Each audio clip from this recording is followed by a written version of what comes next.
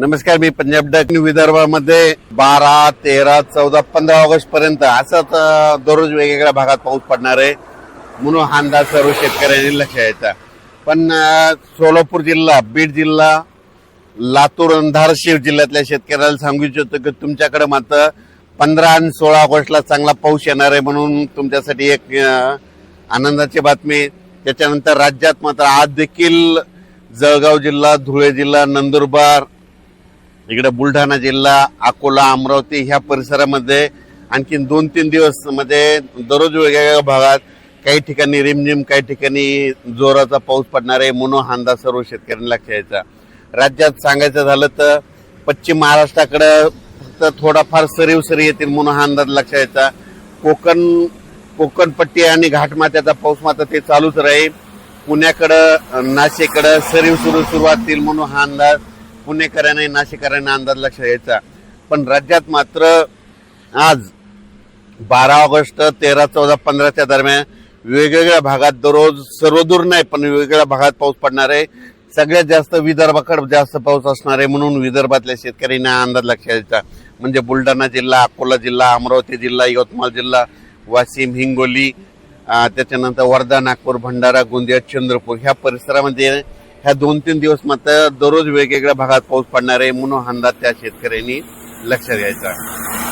त्यानंतर नांदेड जिल्हा, लातूर जिल्हा, परभणी जिल्हा, हिंगोली, बीड, जालना, संभाजीनगर या परिसरामध्ये आज मध्ये 12, 13 तारखेला 8 दुपारनंतर रात्रीच्या चांगला जोराचा काही ठिकाणी पाऊस पडणार आहे म्हणून हा अंदाज परभणी, जालना शेतकऱ्यांनी लक्ष द्यायचा।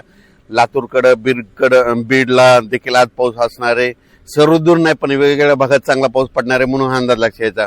आणि सोलापूर, लातूर, धाराशिव, नांदेड आणि या परिसर, त्याच्यानंतर सांगोला, पंढरपूर मात्र 15-16 ऑगस्टला, म्हणजे 15 ऑगस्टला चांगला तिकडे पाऊस पडणार आहे म्हणून त्यांनी देखील हा अंदाज लक्ष द्यायचा। त्याच्यानंतर राज्यात हे पाऊस तुम्हाला एक सांगू इच्छितो, विदर्भातच थोडं झुकतं माप असणार आहे। म्हणजे 18-19 तारखेपर्यंत अमरावती, अकोला, बुलढाणा, जळगाव ह्या परिसरामध्ये काय होणार पाऊस पडणार आहे। इकडे मात्र मराठवाडा, पश्चिम महाराष्ट्राकडे इकडे पावसाचा जोर थोडा कमी असणार आहे म्हणून अंदाज सर्व शेतकऱ्यांना लक्ष द्यायचा।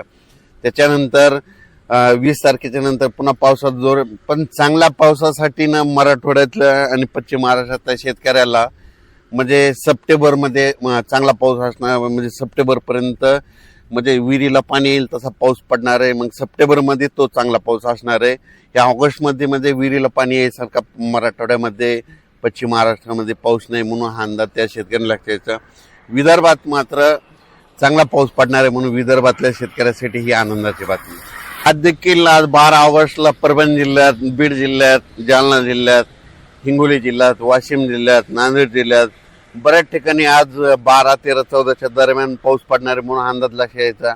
त्याच्यानंतर तेलंगणात देखील विखुरलेल्या स्वरूपाचा पाऊस असणार आहे म्हणून तेलंगणा, कर्नाटकच्या शेतकऱ्यांनी अंदाज लक्ष द्यायचा। कोल्हापूरकडे सरीव सुरू राहतील। त्याच्यानंतर जे कोकणपट्टी घाटमाथ्याचा पाऊस ते मात्र ते चालूच राहील म्हणून कोकणपट्टी घाटमाथ्याच्या शेतकऱ्यांना अंदाज लक्ष द्यायचा। पुण्याकडे देखील सरीव सुरूच राहील। काही ठिकाणी रिमझिम पाऊस पुण्याकडे, नाशिककडे ते पाऊस चालूच राहणार। दिंडोरी, नाशिक तिकडे देखील पाऊस सरीव चालूच राहील म्हणून हा अंदाज लक्षात घ्यायचा। राज्यात मात्र हे आता 12, 13, 14, 15 ऑगस्टच्या दरम्यान विदर्भाकडे थोडं झुकतं माप राहणार आहे, मराठवाड्याकडे थोडं कमी राहणार आहे, पश्चिम महाराष्ट्राकडे कमी राहणार आहे। त्याच्यानंतर 16-17 तारखेपर्यंत राज्यात हे पावसाचं वातावरण राहील। त्याच्यानंतर थोडं पुन्हा कमी होईल म्हणून हा अंदाज लक्षात घ्यायचा। अचानक वातावरण बदल झाला तर परत एक मेसेज दिला जाईल। धन्यवाद।